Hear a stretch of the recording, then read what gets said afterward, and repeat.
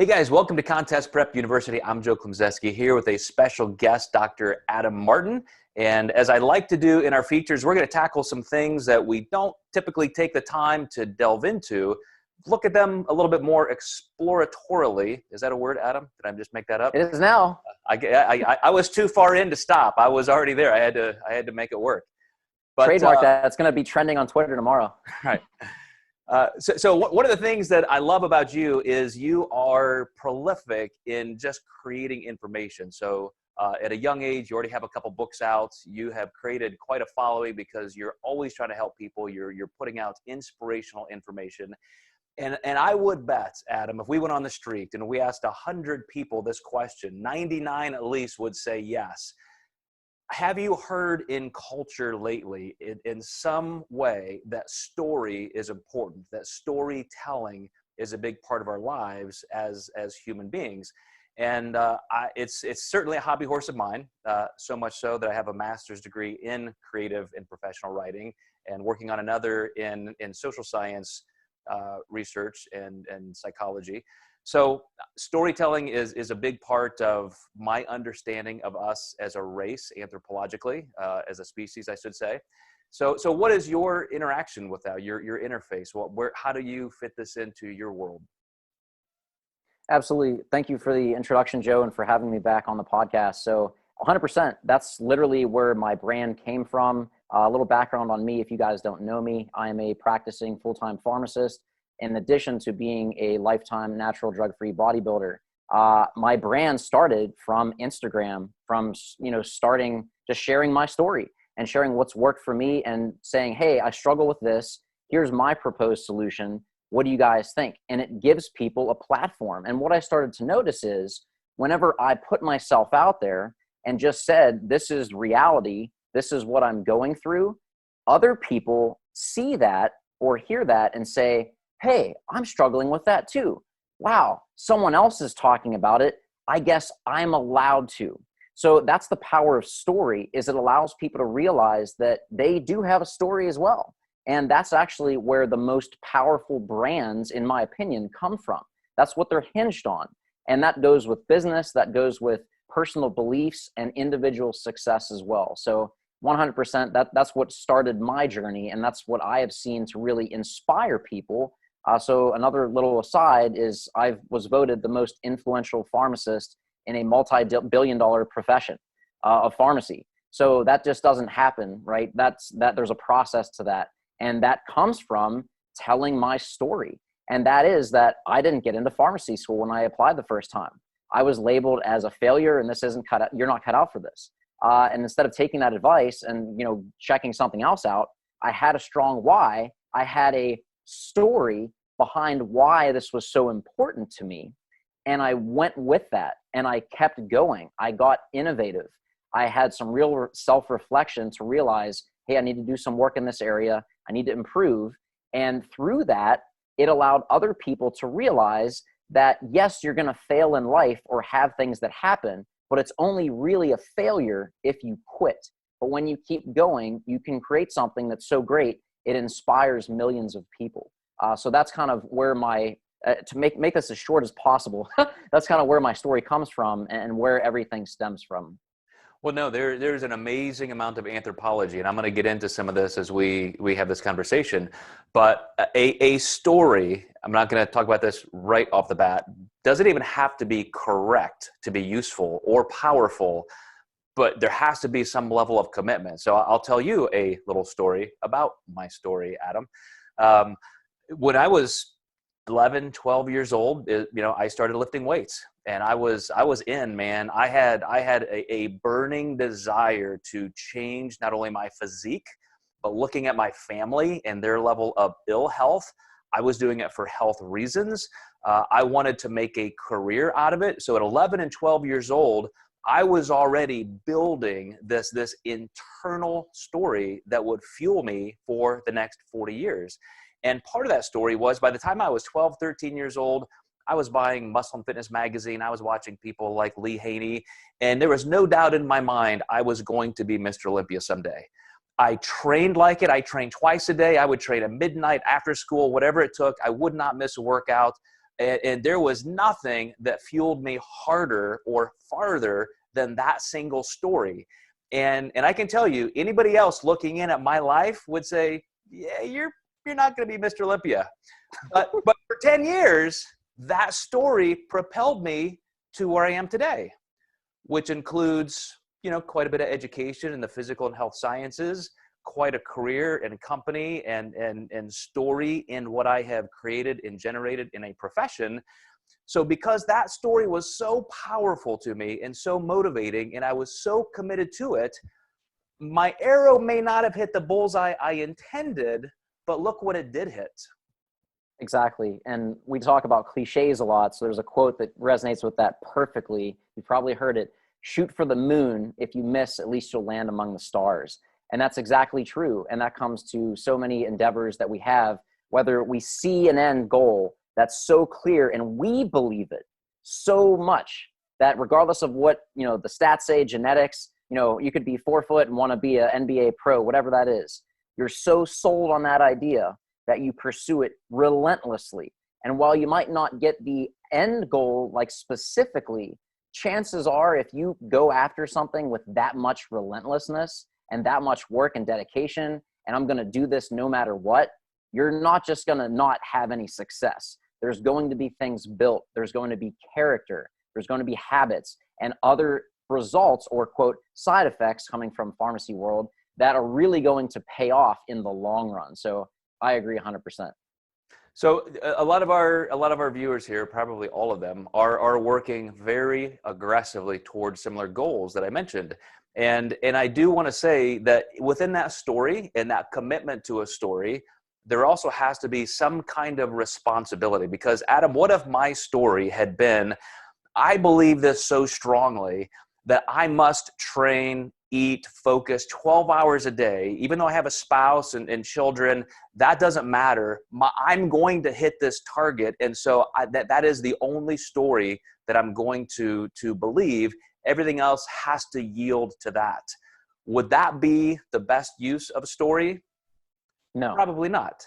So we have to be able to adjust and what if I had decided, this is all I need. I'm only going to lift weights and train and become this Olympia level champion bodybuilder. And so I didn't go to school. So I didn't start a business. So I didn't do the things that have made me more of a complete and happy person. So I really do think there are some dangers to story, but Absolutely. At the same time, they are what makes us as a species pretty unique in that we have the prefrontal cortex to help us plan and consider in very abstract and conceptual ways. And that's really the fuel that becomes the motivator behind us even taking those first steps toward achievement. And I'm glad you said that, Joe, because that really was a light bulb moment looking back on, for me, why was this working? And then for other people, like, how are they so far advanced in their field and their endeavors? And it came to this one concept of, yes, you have to have a strong goal, but it has to be bigger than yourself and not just about yourself. So yes, you wanted to be Mr. Olympia, but you also said you wanted to change your family's life. You wanted to be the example, to lead by example and make a business out of it. For me, I wanted to thrive as a pharmacist, and I couldn't understand why so many people were falling prey to stress, which led to burnout and then just resenting the profession and leaving it all together.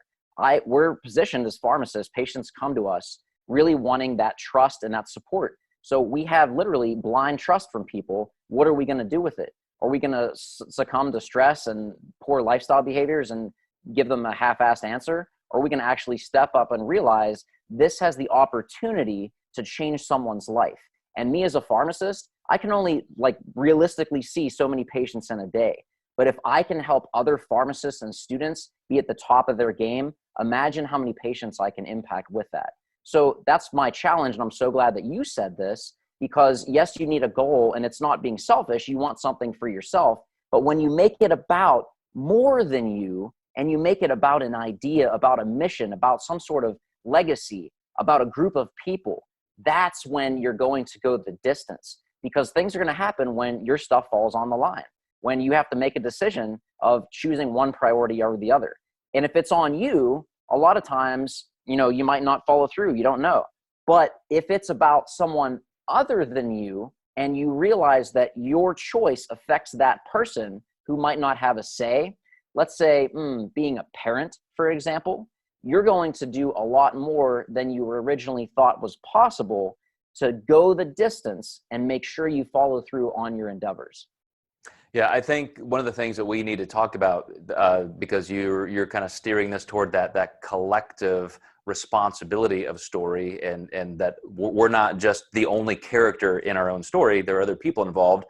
You and I are teachers by chosen profession. I mean, we get in front of people, we mentor people, we teach, we create curriculum and courses and things that people look toward. And whether you go to that extent or not, we are all aligning around different stories.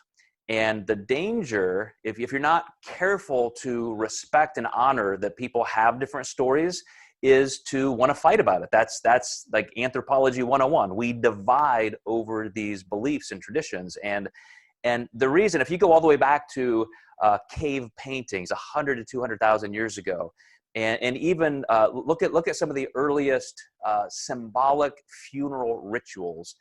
I believe it was somewhere between 80 and 100,000 years ago. The very first ritualistic funeral was discovered in that era archaeologically, and this was in Russia. And an adult and a child both had tens of thousands of beads strewn together, and I'm talking like rocks. And they didn't have drill presses. So they calculated it would have taken just tens and tens and tens of thousands of hours for multiple people to create these ornate, jewelry type devices just to, lay on these people in their graves. Imagine, without even language at that time. I mean, obviously they were communicating, but the first written language wasn't here until about 6,500 years ago in Sumeria. So imagine how powerful that story was. Whatever that collective thought was, that entire group of people, hominids, was aligned by that one story, by that one tradition. And if you flash forward to today and you look at all the fights we have, from, my school's better than your school, or my political party's better than yours, or whatever, it's all about the defensiveness of these stories. And I want to bring it back to kind of a personal segue back to you. What if your story is one of competition and success? I mentioned my goals as a teenager, wanting to be the best bodybuilder on the planet. My story has shifted over the years to the point where in my 30s, when I got busy with business and family, I thought, what a stupid thing. Why did I spend 20 years doing something like that? All of a sudden, I looked at my story and thought, I don't like that. I want to start a new story.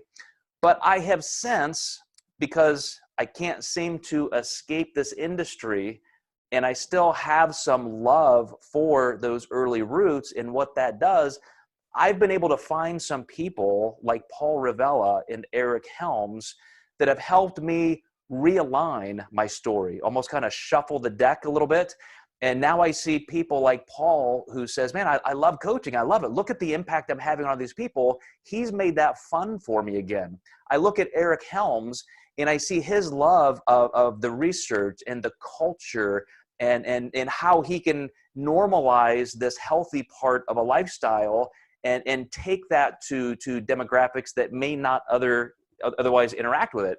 So it's a fascinating thing that you can start out with one story, change it, alter it, realign, but at some point you realize, almost like a magnetic field, we're always aligning ourselves and our stories with other people. And there's just a big risk to fight over those kind of things instead of celebrating the underlying values that we all have, and that we should be using stories to make us better people, but also honoring and respecting other people's stories and letting them have our support for being the kind of person they want to be, what kind of stories they want to align with. Exactly. And that leads me to ask you a question, Joe. Is there only one book in the world? Right. Good. Like, good. seriously, how many books are out there? How many books? About 50. I have no idea. I'm gonna guess billions. I think 20 were published since we started this podcast. But there's a reason, because people don't want to read the same story over and over again. They want context. They want flavor. They want to hear about the struggle. They want to hear, yes, I've heard this quote story before, but because you're telling it with your perspectives and with your intention, that makes it a totally different experience. And that is exactly, I feel, what you're saying, and why people's, and it's not like these books just suck and no one's reading them. I mean, look at the Bible. That's the best-selling book of all time, right? People still buy it every single day. Now it's on Audible and there's an app about it. So the good classics don't go away. It's just that there's other reflections, there's other spins on that. And that's the power of story and why books are all over the place. Yeah, you mentioned the Bible, and you made me think of this thing that's probably not understood or even known by many people, but the stories that we have, like I said, can be very, very useful. But then there are also different applications of a story. So I'll give you an example. If I told you, Adam, I have 4 kids, but my wife is a virgin. That is absolutely purely scientific. She is a virgin. Would you believe that story? Well, you don't have to answer. I'm not trying to paint you in a corner, but there's context, Joe. If I also said, I know you. if I also said, by the way, my son died when he was 14 and dead as a doornail. 3 days later, he rose from the dead. Or this aloe vera plant in the corner of my office, once in a while, it just spontaneously catches on fire and it speaks to me and tells me what I need to share with the world. I'm guessing most people would say, you are fucking crazy. Like something has snapped in Joe, but yet in a different context, how many billion people on the planet think those stories are just fine and perfectly believable in one context? So there are all kinds of levels to our understanding and use of story. And back to my point of how powerful they can be, when you are confronted with information and you even self-reflect and maybe generate some usefulness in your own stories, you got to think on these multiple levels. And, as we started with, that other people are characters in our story. That sounds a little oddly manipulative. They're just characters in our story, but we're also a character in their story. And you have all these stories overlapping and intermingling. Like I said, this is the most fascinating part of us as human beings, because this is what drives our subconsciousness. This is what drives our actions and behaviors.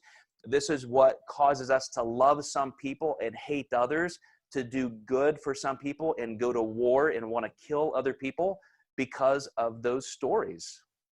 Exactly. Let's look at the movie industry real quick. So X-Men was a smash hit, right? Just blew up the box office. What happened after that? There was a story for each character, because while there was this collective story, there was a story for each person, origins, right? Now they're doing it with Star Wars too.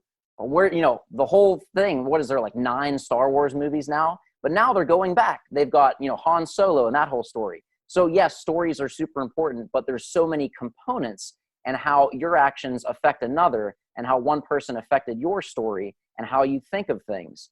So absolutely, I think being mindful of that context is essentially important, because we are made up of our experiences, and people make those up. So I think it's definitely something to be mindful of, and we see it in our culture, in movies, in pretty much every dynamic you can think of. Well, I want to talk to you for a couple minutes about how we can harness this to live our best lives, to accomplish big things. But just one little final wrap up to the anthropology portion of this.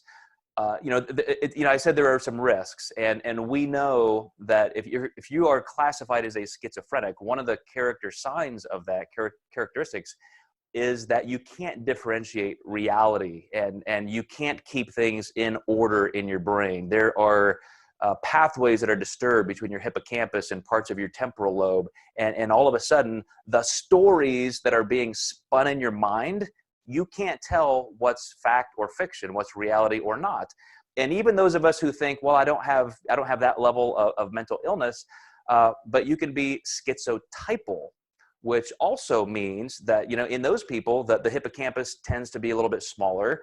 There can be disruption in the temporal lobe, very, very close to schizophrenic, but all of a sudden we have a higher sense of agency, and we do believe things like the people who believe in a conspiracy and everything's always a conspiracy. The coronavirus was started by the Chinese as a I mean, as soon as you hear something, you instantly start looking for the conspiracy.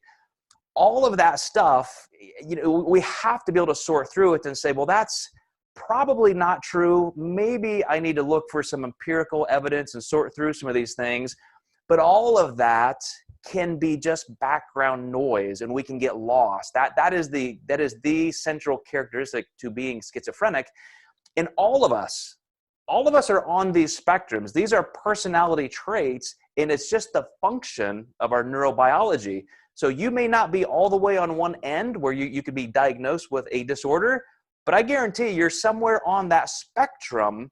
And I think we have to learn to exercise with some self-awareness the use of our neocortex to administrate some of these thoughts.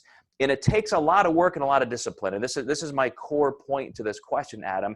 It takes hard work to decide what you want your life story to be and what you're going to do every day as disciplines to drive that story, to make that story come true. Because I know a lot of people, I have a lot of clients, I have a lot of business owners that I coach who say, I would love to succeed in this area. This is what I really want to do. But then yet they sit back and they don't take that action. And I really think we're getting lost in some of that background noise, and we just can't create that clear enough story and believe it and commit to it, and then create those discipline pathways of just behavior every single day. So I agree with that. And just looking at our culture today, it used to be that, oil and gas was real estate. That was where the money was. Now it's attention. Literally, your eyeballs are the most valuable real estate in any marketplace. People want your attention.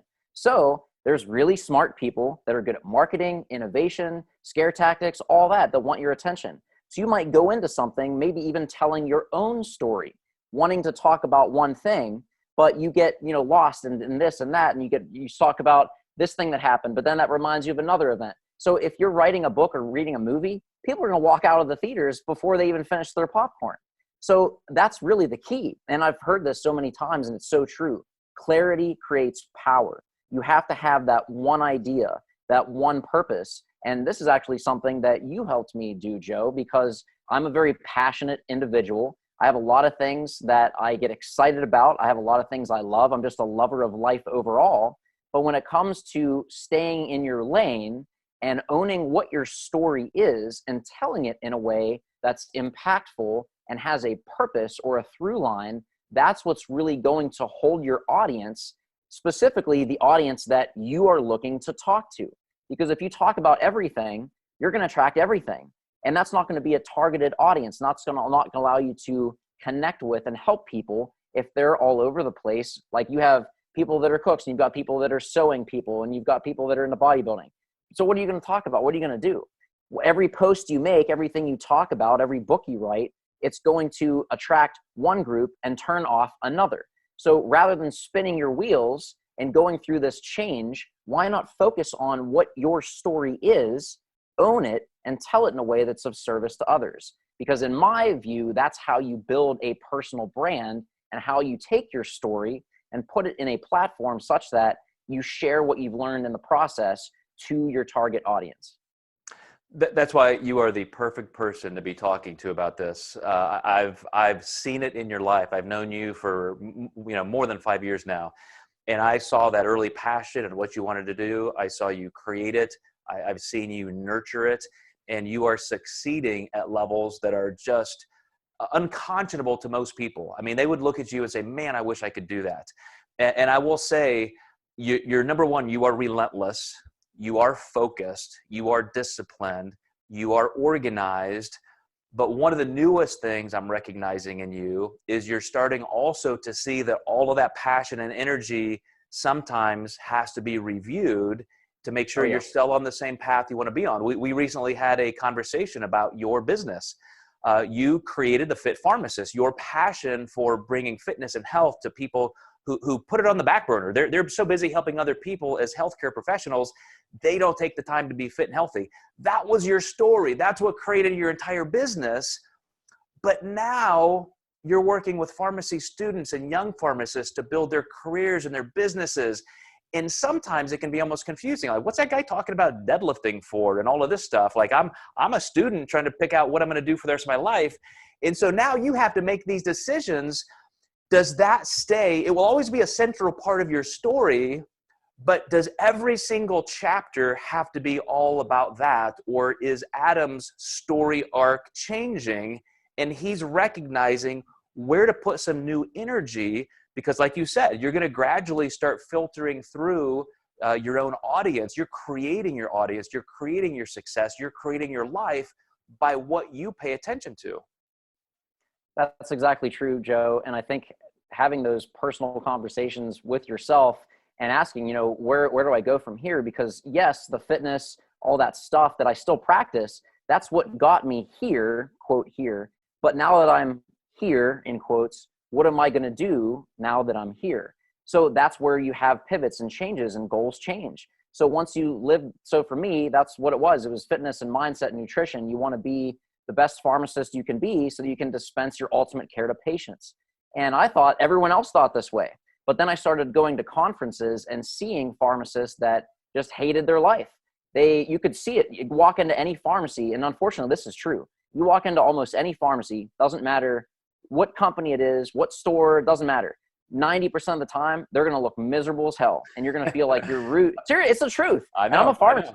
This is real talk. Walk in any pharmacy and you guys are probably laughing. You're like, yeah, my pharmacist hates his life, blah, blah, blah. She can't wait to go home. It's the truth.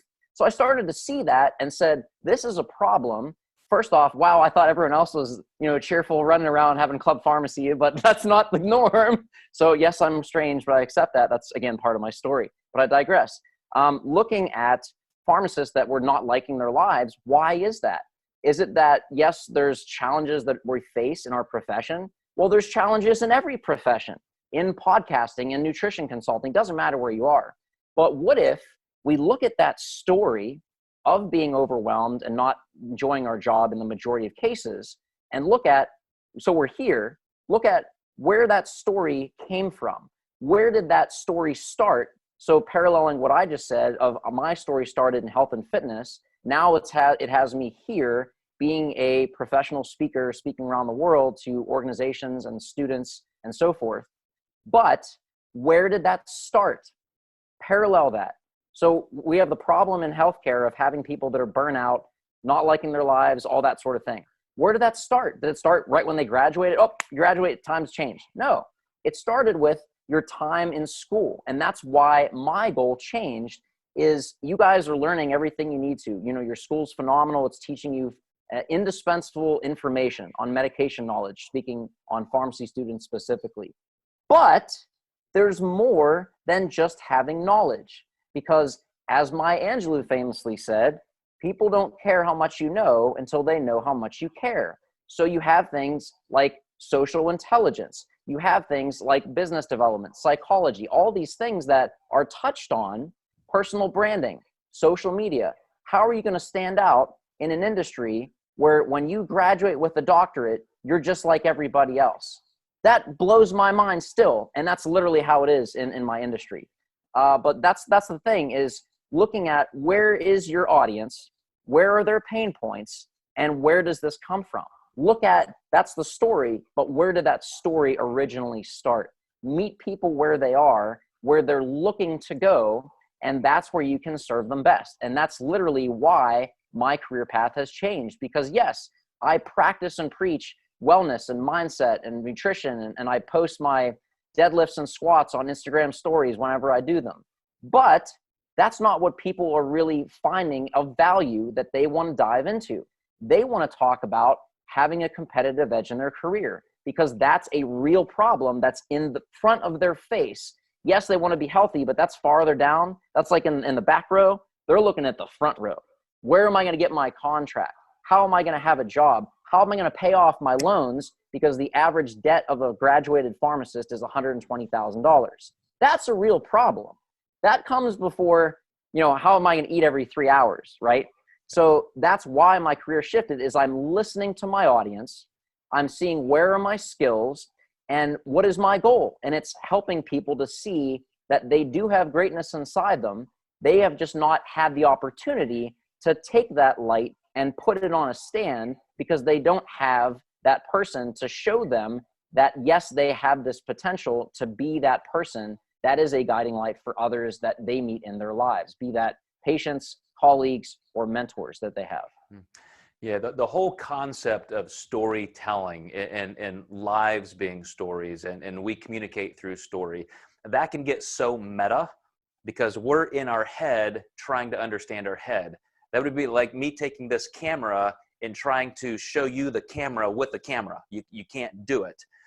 And so, you know, this becomes very confusing to people. But the thing that I want people to understand, if there's one element that you can take away and say, this is not just interesting, but it's one of the most powerful things you can do in your life, is just accept the metaphor that you are the author of your life. The decisions you make today, the planning that you engage in and follow through with discipline will create your life. You're going to look back and you're going to say, wow, how did that happen like that? You know, where did my life go? Or you're going to plan it and you're going to live it and you're going to love every second of it. And I think in terms of talking about autonomy and other, you know, psychological needs that we have, that's one of the greatest tools I've ever learned, is just to really take responsibility for the story that I'm creating, realizing you only get one shot. You can't erase it. You're stuck with it. You can go on and you can improve, but I don't want to make too many missteps. And so I'm busy making sure I'm writing the right chapters every day. Exactly. And this comes to the concept of, you know, when's the right time, or it's not the right time. The right time is right now. So guys, real talk, I'm corny, but I'm just going to throw it out there anyway. There's 7 days in the week, and someday is not one of them. This was a quote posted on my 9th grade classroom wall, and I still remember it to this day because I just thought, every day I saw it and I thought about it, and it has so much validity. Today's preparation determines tomorrow's achievement. And that's really true. You have the pen to write what you want. If you want to be, you know, a professional bodybuilder, what are you going to do to make that happen? How are you going to structure that routine into your life? If you want to be Miss Olympia Bikini, you know, you got to really look at where's the end and what are the steps to get there. And I think it was Lao Tzu, right? The journey of 1,000 miles begins with a single step. You can't go from ground zero to the mountain peak. There's stepping stones that you have to do to get there. Those stepping stones is each stroke of the pen that you choose to write with your actions, not with what you want to do, not with what you think you should do, but what you actually put into practice in your daily life. Okay, Dr. Adam Martin, all of your information is going to be in the show notes for anybody who wants to contact you. But I just can't thank you enough. I think this is a powerful bit of information. It's probably kind of ground zero for what people need if we're going to achieve some things and enjoy our lives. So thank you so much for being on board to do this feature with us. And we'll see you guys next time in Contest Prep University.